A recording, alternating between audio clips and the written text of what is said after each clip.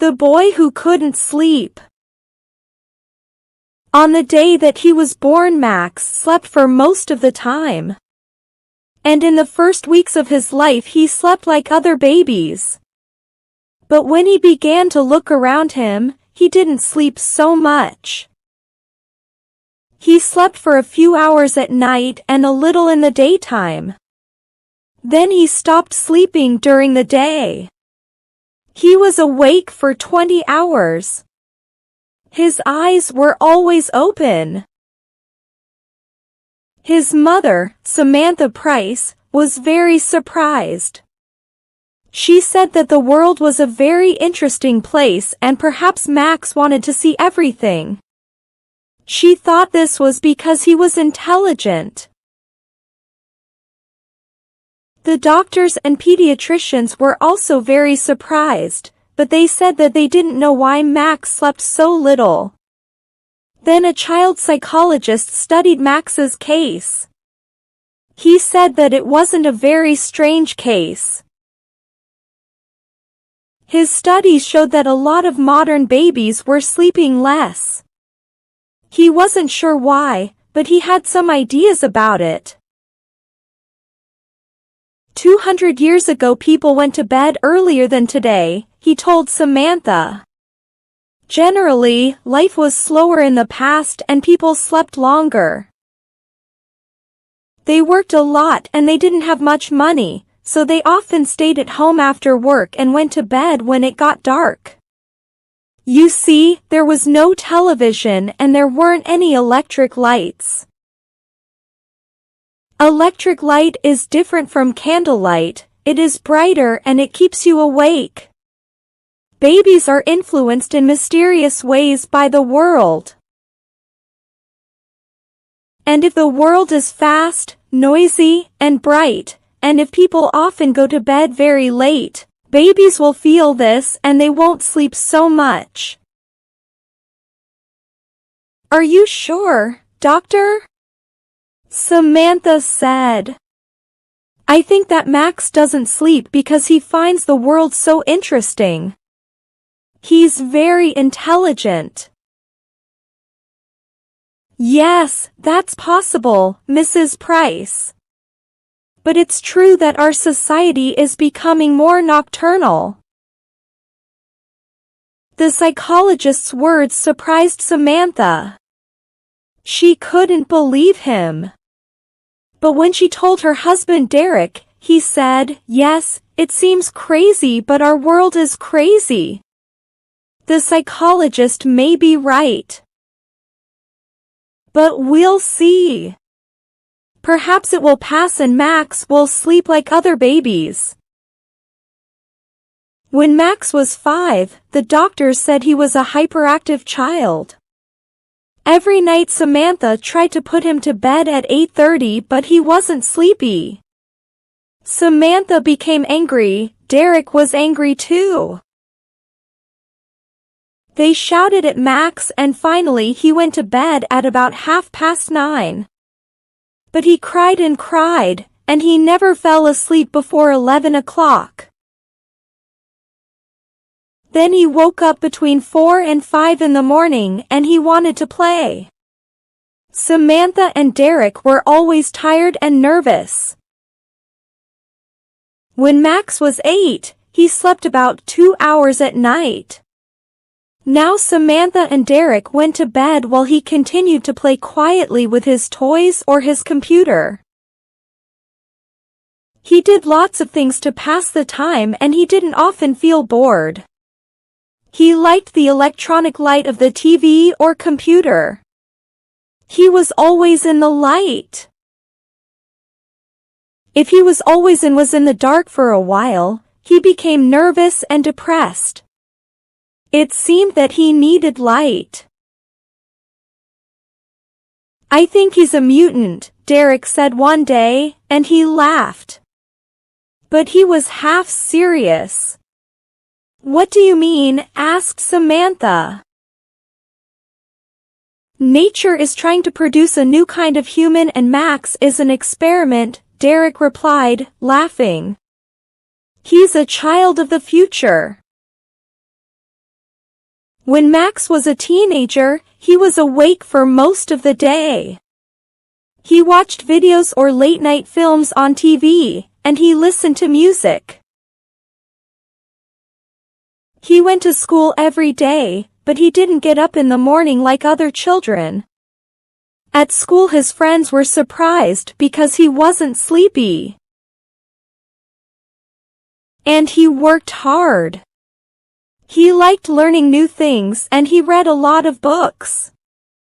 He wanted to know all about life and the world. When his friends asked him about this, he said, "I want to understand everything. The world is a big, interesting place and life is short. We sleep too much. Sleep is a waste of time." Samantha and Derek were feeling better now because they usually slept well. Derek accepted Max's condition more than Samantha. He said it was true that Max was different, but in other ways he was normal. He liked sport, clothes. "How can you say he's normal?" said Samantha. "A normal person can't always live in the light of day or electricity. Normal people can't live without sleep. It's impossible. Max must sleep or one day he will die." One evening Samantha put some strong sleeping tablets in Max's tea to see what would happen. When he began to look sleepy, she called Derek. "Look," she said excitedly. "He's going to fall asleep." Derek was surprised and happy. "That's wonderful. Perhaps he's normal after all. SSH. You'll wake him up." After about half an hour Max opened his eyes. "What's happening?" he said, looking around. "You fell asleep," said Derek with a big smile. "Asleep? Me?" Max looked angry. "How long?" "About 30 minutes. "Oh no. I don't want to sleep. There's too much to do and see in the world." "But how did I fall asleep?" Samantha said quietly, "I gave you some sleeping tablets." "You what?" Derek shouted. "Give them to me, Mom," said Max. Samantha looked very unhappy. "Oh, you must sleep." "Max, why don't you sleep?" "I don't need it. When you sleep, you don't know anything. You can die in your sleep and you won't know about it. When you sleep, you can't see or hear anything. I don't like that." "But everybody in the world sleeps, Max." "I know, but not me. I want to see, hear, and know." "Now give the tablets to me, Mom." Slowly Samantha put the packet in his hand. But she couldn't stop herself. She was always thinking about Max's condition. One day she wrote to a famous neurologist who was an expert on sleep. Dr. Somers answered her letter, asking if he could do some tests on Max. Max said yes. After the tests, Dr. Somers said that Max's brain waves were different. His brain produces very strong alpha waves, the doctor explained. These are the normal waves when we are awake. But his brain doesn't produce any slow waves, which are normal when we are asleep. It's strange. I've never seen this before. So he really doesn't need sleep? Asked Derek. Sometimes perhaps, just a little. And he is a normal, healthy person? Samantha asked. Yes, he is. But there is a problem. Sleep restores the body.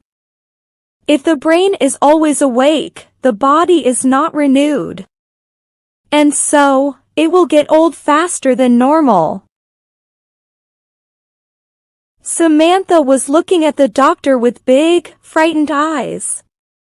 Do you mean that Max will die young? I don't know, Mrs. Price, but it's possible. I would like to do some more tests. Dr. Soma's tests showed that Max's body was getting old faster than normal. He was 18, but he had the body of a man of 35. Samantha and Derek were shocked. How long will he live? Derek asked. That's a very difficult question and I don't know the answer. Oh, isn't there anything we can do, doctor? Samantha cried.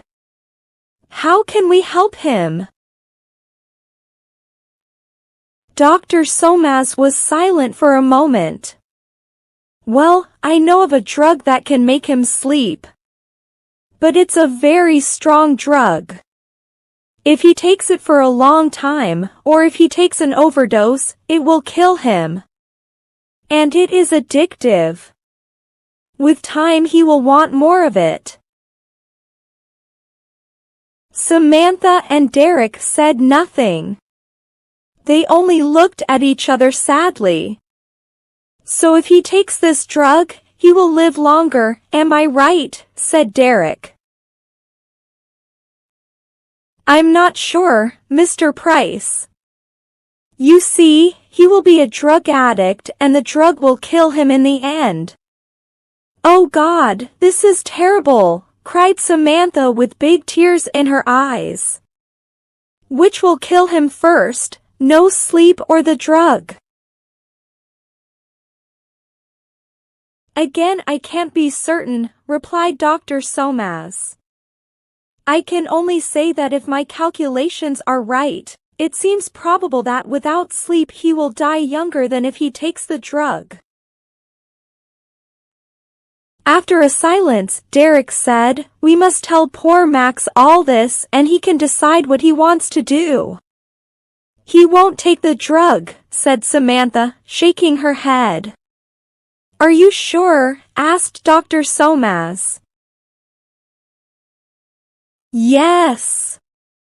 He says he wants to stay awake, he wants to live with his eyes open.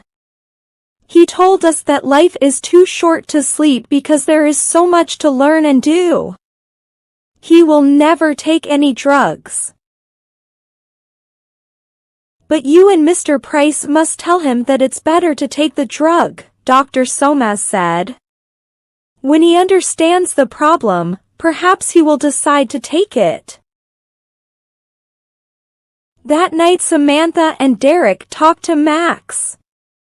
They told him the situation and said that Dr. Somas thought it would be better for him to take the drug. And what do you think? Max asked them. We agree with the doctor, said Derek. No, said Max, I won't take any drugs. Take your time, Max, said Derek. Think about it. The answer is no. I don't want to spend half my life sleeping in darkness. I prefer to live for a short time awake in the light. The world is a miracle and I don't want to miss any of it. But Dr. Somas said you will be dead before you are 40, said Samantha, beginning to cry. Max smiled. The number of years I live is not important. How I live is more important. What I do and what I am is more important. Samantha was very unhappy. Oh Max, my darling boy, please take the drug. I'm sorry, Mom, but I can't. Then Max smiled. Will you excuse me now? If I'm going to die young, I haven't got much time. So Max continued to work and play and live fast. But he lived a quiet, clean life. He didn't smoke or drink alcohol, and he didn't eat too much. He didn't worry about small things, he didn't think about money. And he didn't waste time. He traveled a lot and looked carefully at the world and people. They interested him. And he studied hard. He was always bright and awake, he always wanted to learn new things. The medical experts said that Max's body and brain were not influenced by the diurnal rhythm, like every animal on Earth. I'm sure he's from another planet, laughed Derek. He liked Max's strange condition now, it was different. But Samantha didn't like it. She did everything possible to make Max normal. For years, only a few doctors and scientists knew about Max's condition. Samantha and Derek didn't tell anybody. It was a big secret. So Max lived quietly and he was happy. When he left school, he got a job in a bank. Then he met a girl called Wendy and they fell in love and got married. Max was 30 years old. He didn't tell Wendy about his condition, so she didn't know anything. But she began to notice things, and one day she told Samantha that Max didn't sleep much but he was never tired.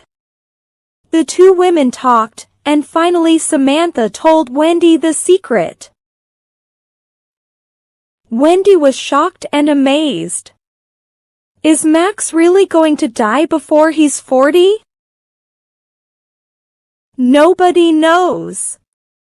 Dr. Soma said that if he lives quietly, he will probably live longer. But listen, Wendy. You must not tell anybody about this, not even your friends. Nobody must know. It's a big secret. Why? Said Wendy. Because he must live quietly. Then he will be happy and he will live longer.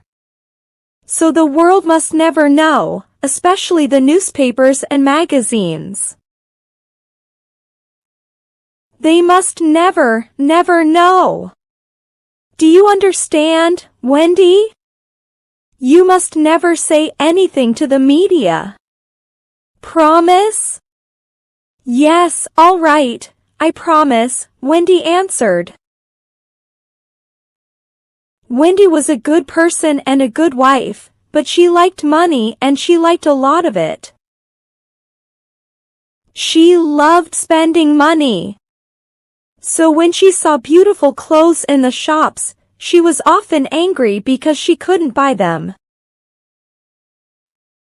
Max didn't get a lot of money as a bank clerk. So Wendy began to think. She thought, I'm going to have a child soon. If Max dies before he is 40, what will happen to us? I must think about the future. One day she decided to speak to Max about it. At first he was angry because she knew his secret, then he smiled. Wendy, my love, don't think about the future. We love each other and we are happy. That's very important. You see, nothing is certain. Perhaps I won't die young. But I promise that when I die, you will have enough money. But Wendy had a different idea. She thought about it for a few days and then she went to the office of a big national newspaper and said that she wanted to tell them an incredible story.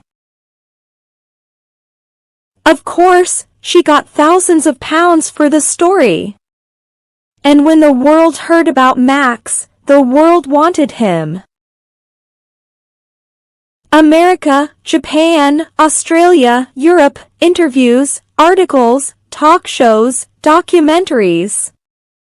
The public and the media were fascinated. In a few days Max became world famous, and Wendy became very rich. He tried to hide, he tried to escape from all the noise and attention. He ran away, but the media always found him. Samantha knew that this was a very bad thing for Max and she was furious with Wendy. But it was too late. The TV journalists and personalities, the newspapers and magazines followed him everywhere. Film directors offered him millions of dollars to appear in their films. Big film stars and rock singers wanted to meet him. Max became unhappy, he became ill. He didn't eat and he got very thin. He lost his concentration and he stopped working hard.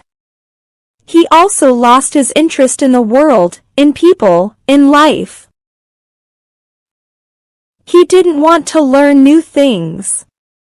He locked himself in his room and sat alone night and day. And Wendy continued to spend the money. One day Samantha visited him and she was shocked because he had changed a lot. He looked gray and tired. He looked old. His eyes were heavy and there were dark shadows under them. Then, while Samantha was talking to him, the impossible happened, he yawned. She couldn't believe her eyes. "Are you sleepy, Max?" she asked. "Yes. I want to sleep." And in a few moments he was asleep. He slept for a few hours. But when he woke up, he was still tired. A few days later he slept again. And then little by little he began to sleep like a normal person. "You sleep 8 hours a day now, Max," Samantha said, frightened. "What's happening to you?" "I don't know," he replied. "I feel tired. I need to sleep." "But why?" "Because I don't want to stay awake now. The world is boring, people are boring. It's better to sleep." When he fell asleep quickly, Samantha went home. She was very anxious and very unhappy. Now Max was beginning to sleep more than a normal person. He had no more bright energy, no more interest in life. He just seemed very tired. Now the public and the media were completely obsessed with Max. Photographers stood outside his house all day and night and took photos of Max, when he yawned and when he was asleep. Every day Wendy told reporters what Max was doing, for a fee, of course. All round the world people knew what Max was doing every minute of the day. They tried to telephone him, they sent letters, telegrams and presents. Samantha said to herself, "If this continues, Max will die. It must stop." She thought about it day and night. And then one day she decided to appear on a TV chat show. "He's very ill," she said in the studio. "You must all leave him alone." "Why is he ill?" the interviewer asked. "Is the drug killing him?" "No, he doesn't take any drugs," said Samantha angrily. "It's you, the newspaper and TV people, and you, the public. You have destroyed his peace and his world with all your noise and gossip. You won't let him live quietly. He always lived in the light with his eyes open, but you have pulled him down into your darkness and he has closed his eyes. You, the media and the public, are killing Max with your stupidity. Leave him alone." The media and the public were very angry. Next day there was a lot of anger about it on TV and in the newspapers.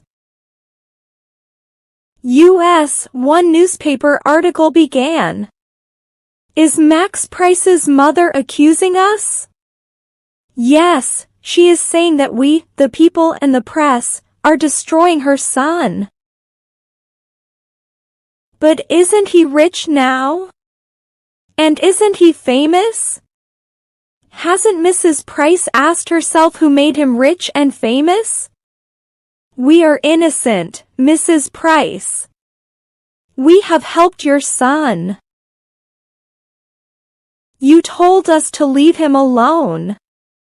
But we live in a democracy. We have a right to know about Max Price. We demand to know about him," etc., etc. When Samantha left the TV studio, she went to Max's house. Wendy told her that he was sleeping, so she went home. Next day Wendy phoned Samantha. "I'm frightened," she said. "Max is still sleeping. Please come." When Samantha arrived, there were reporters and photographers and 2 TV cameras outside the house. She pushed her way to the door and went in. Wendy was sitting on the sofa. She looked terrified. "Why doesn't he wake up?" she cried. The women went upstairs to Max's room. He was in bed. His eyes were closed, his face was very pale. Samantha touched him. "He's very cold," she said. "Call Dr. Somas." Dr. Somas came and began to examine Max. Just then Derek arrived. "There's a very big crowd outside," he said. Then he saw that the women were crying. He looked at Dr. Somas, who said to him, "Tell the people to go away. Max is dead." Next day Max's death was big news all over the world. The newspapers, the magazines, and the TV news all had the same opinion. The boy who couldn't sleep has finally found eternal rest. As the doctors always said, he died before he was 40. This shows that the people and the media are not responsible. The end.